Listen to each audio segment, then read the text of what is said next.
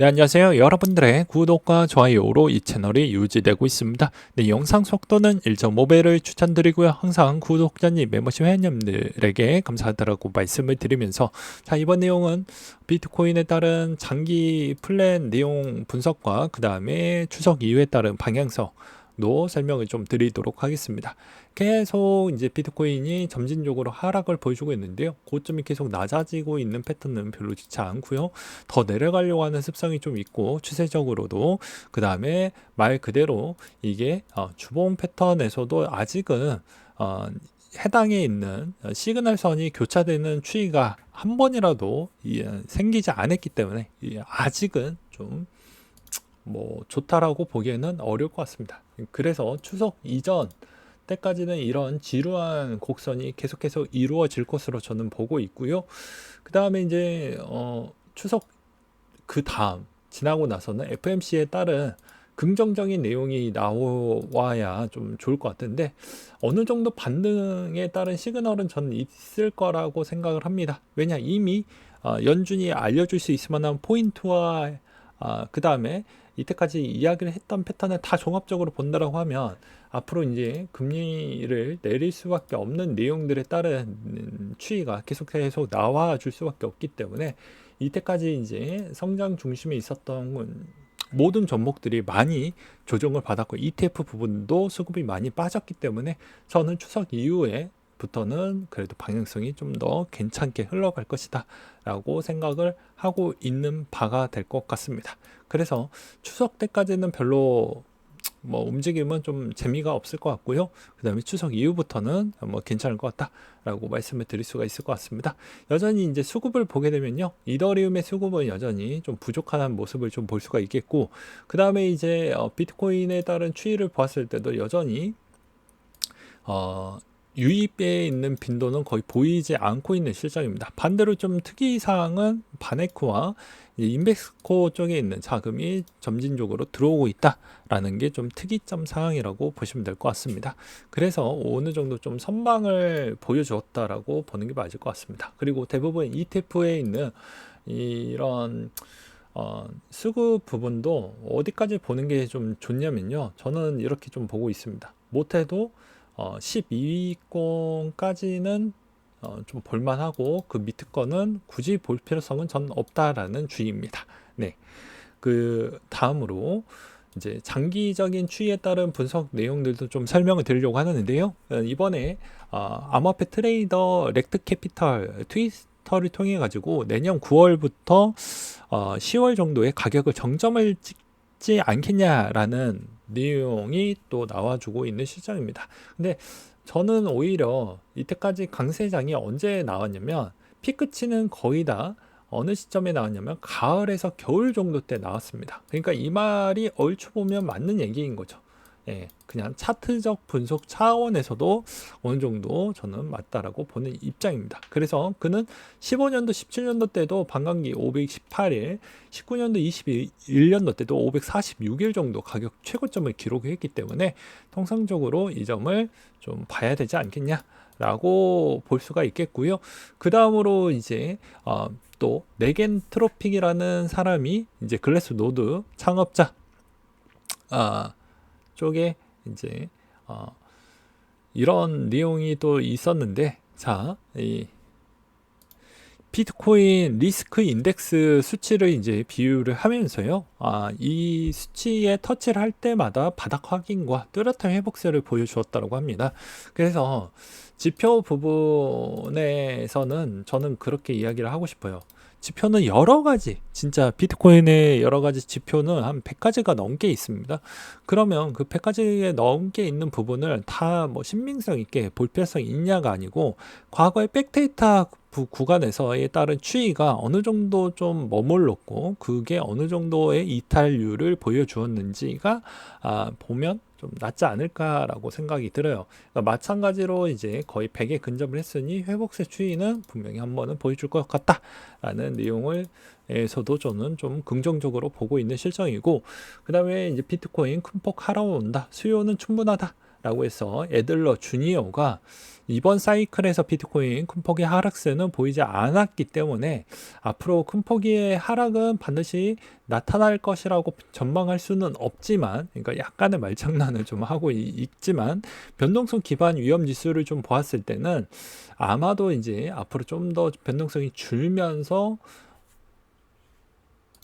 올라갈 확률이 좀 높다라고 이야기를 하고 있습니다. 그 근거 기반은 수요가 어느 정도가 있기 때문에 나쁘지는 않을 것이다 라고 생각이 들어요. 그 수요처는 이 ETF에 있는 자료 근방과 그 다음에 이거에 아니더라도 우리가 또 하나 확인을 해볼 수 있는 게 또 있죠. 그게 무엇입니까? 우리가 이제 자주 보는 것 중에 거래소가 갖고 있는 물량적 데이터 기반도 중요하죠. 현재 갖고 있는 비트코인 거래소에서 갖고 있는 총량은 235만 개입니다. 그럼 235만 개보다 점진적으로 계속 더 줄어드는 형태가 보여준다라고 하면 나쁘진 않은 형태라고 저는 보고 있는 실정입니다. 현재 있는 지갑의 유익과 유출 규모 추이도 약간 좀 냉각기 구간으로 좀 들어가고 있는 점은 좀 다소 아쉬운 측면은 저는 있다라고 보는 입장입니다. 그래서 종합적으로 이제 보았을 때는 아마도 이렇게 저도 좀 보고 있는데, 자, 웬만한 그 기간이 한 25년도 하반기 정도, 만약에 나온다고 하면 25년 하반기 정도 때 나오지 않겠냐라고 저도 생각을 하고 있습니다. 왜 그러냐면 과거보다 시가총액이 워낙 커졌고, 그 다음에 여기서 한 번 더 올라가려고 한다고 하면 무언가에 따른 정책적 기반 요소가 서포트가 되든지 아니면 통화 기반에 따른 추이, 그러니까 즉 금리에 따른 서포트를 좀 받쳐주든지 그걸로 올라갈 수 있는 여력이 나올 수가 있기 때문입니다. 저번 옛날에 이제 제가 만들었던 금리 기반과 비트코인에 따른 추이를 2017년도 이후부터 비교 분석을 했었을 때에 따른 추이는 진짜 최근 이후부터는 시가총액이 워낙 커졌기 때문에 그거에 따른 영향성이 좀 많이 비례를 하는 편이고, 그 전부터는 그렇게 큰 영향성은 많이 받는다라고 보기에는 좀 어렵다라고 이야기를 했어요. 물론 극단적으로 코로나 때 어느 정도 유지를 하다가 곧바로 제로금리 형태로 가는 부분은 극히 드물었기 때문에 그런 경우는 서브프라임 때 빼놓고서는 딱 2번밖에 없었죠. 그래서 애단하기는 어렵지만 그렇게 극단적인 금리적 조정이 아니고서야는 대다수 그렇게 크게 좀 과거 데이터 대비와 금리에 따른 추이에 따른 동향은 잘 맞아 떨어지진 않았다. 오히려 이제 시가총액이 좀 커졌을 때 통화정책 기반과 유사하게 좀 보는지를 이제 시장에서 이제 계속 남으면서 좀 비교하면서 이렇게 좀 볼 필요성은 저는 있다라고 보고 있고요. 그 다음에 이제 채굴자들의 가격 하락에도 높은 해시레이트를 유지를 해주고 있는 건 저번에도 비용을 좀 절감을 했고 최적화를 했기 때문에 이게 가능하다라고 볼 수가 있습니다. 그리고 오히려 이제 우리가 알고 있는 여러 채굴 회사들 중에 마라마운트 쪽에서가 가장 좀 성과가 좋은데요. 여기서도 크립토 랭크의 연구에 따르면 마라와 허트팔이 있는데 이쪽에서도 3만 달러 미만의 코인당 비용이 비트코인 가격 6만 달러일 때 50% 이익 마진을 가져갈 수 있다라고 되어져 있습니다. 그래서 얼마나 충분히 잘 되어져 있는 채굴 회사 중에 그냥 대표적으로 보게 되면 요즘 마라 쪽이 가장 성과가 좋고요. 그 다음에 이익성도 제일 잘 나오고 있고, 최근에 마라가 어땠습니까?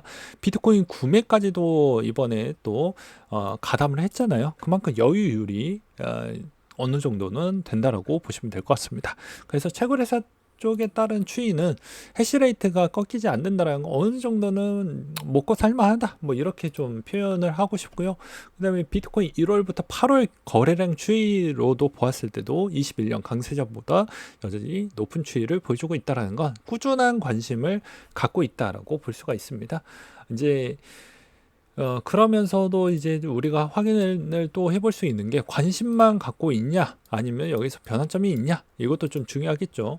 아마도 대기 자금 추이가 요즘에 퀀트 자료로도 그렇게 많이 보여주고 있습니다. 스테이블 코인 보유량은 증가를 했다라는 추이는 비트코인이 점진적으로 계속 내려가다 보니까 스테이블 코인에 있는 비중이 높아졌다라고 볼 수가 있는데, 대기 자금에 따른 추이만 계속 높고 방향성이 아직 안 잡혀져 있다 보니까 이 대기 자금은 못해도 10월 달이나 11월 달 정도 때 방향성을 명확히 잡을 것을 보여집니다. 그리고 웬만하면 11월이 넘어가는 미국 대선이 끝나면 뭐 규제나 여러 가지 있는 액션이 명확하게 나올 것으로 보니까 그 대기 자금에 있는 방향성도 명확하게 잡힐 것으로 저는 보고 있는 실정입니다. 또 다른 퀀트 자료에서도 마찬가지로 이제 이야기를 해주고 있는데요. 비트코인 보유량 감소와 스테이블 코인 보유량 증가와 이런 추이를 보았을 때 여전히 강세 시그널에 있는 초입부 단계라고도 하는 부분에 저도 공감을 하기도 했습니다. 보유량 감소는 콜드 월렛에 옮겼기 때문이고, 보유량 증가는 대기 자금에 따른 축적된 부분이라고 볼 수가 있기 때문입니다. 이 두 가지 추이를 보았을 때는 여전히 회복적인 추이까지는 볼 수 있다. 여기서 좀 더 나가면 오히려 이제 전환점으로 대해서 오히려 상승 추이가 더 많이 나올 수도 있겠죠.